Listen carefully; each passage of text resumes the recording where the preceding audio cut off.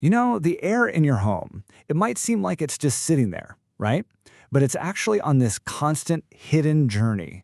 So today we're going to trace that circular path it takes. We'll follow a single particle of air as it makes its way through your house. Probably the easiest way to think about it is like your home's own circulatory system. Your heating and cooling system, your HVAC, that's the heart. It's constantly pumping air through this whole network of hidden pathways, pretty much keeping your home alive and comfortable.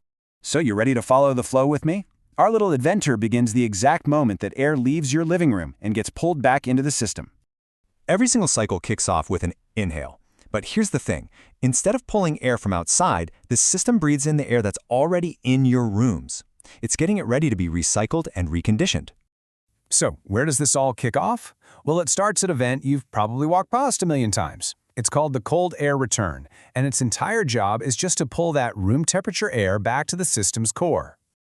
Okay, so what you're seeing right here, that is the system's front door. That big grill on the wall, that's the cold air return. You can kind of think of it as the lungs of your home, constantly inhaling air to get the cycle started. All right, so once the air is pulled into that return vent, it starts traveling through all these hidden passages on its way to the heart of the operation, the central unit. That's where the real transformation is about to happen. So that air gets sucked into this whole network of ducts. You can think of them as the veins and arteries of your house. These pathways carry the air from that big return vent straight to the furnace, which is usually tucked away in a basement, a closet, or maybe the attic. And once it gets to the furnace, well, this is where the magic happens. It might look complicated, but it's a super efficient process. This is the main processing center, where the air gets cleaned up and its temperature gets completely changed. This whole transformation really boils down to 4 key steps. First, you've got this powerful fan, a blower that pulls the air in. Second, that air gets forced through a filter. Third, it flows over these hot or cold coils to change its temperature. And finally, that same blower pushes the newly conditioned air back out into the supply ducts. And hey, let's just stop on that filter for a second, because this thing is so important. This one little component is your home's #1 line of defense. It's trapping dust, pollen, all that other gunk. A clean filter means you get cleaner air and a much healthier system. It's absolutely crucial. All right, so our air has been totally transformed. It's been cleaned, and it's now either nice and warm or cool and refreshing. The last part of its trip is the delivery, the big exhale, back into your rooms. So after it leaves the furnace, the conditioned air gets into the supply ductwork.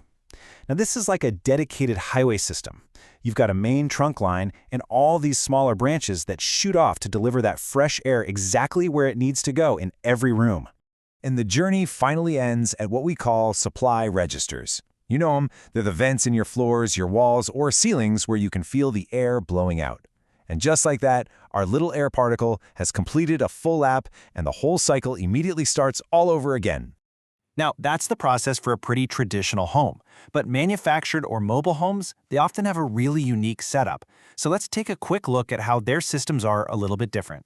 See, in a lot of mobile homes, the main artery, or trunk duct, is just this one large channel that runs right down the center of the home, but underneath the floor. All the smaller supply ducts then just branch off from that central line to feed the vents in each room. But here's the real game changer.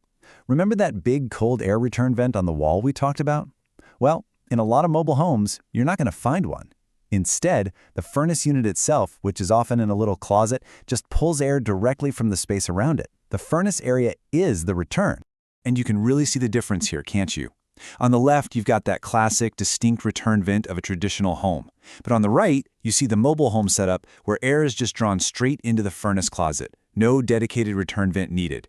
So, at the end of the day, whether it's a traditional house or a mobile home, the principle is exactly the same. The whole journey, that inhale through the return, the transformation in the furnace, and the exhale through the supply vents, it's all one continuous, closed loop. So, what are the big things to remember from all this? Well, first off, your home's air system is just a closed loop. It inhales, it transforms, and it exhales.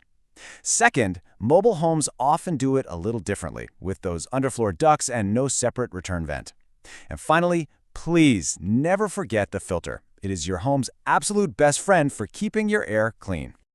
You know, this unseen river of air is flowing through your home 24/7. So the real question is, what's flowing with it?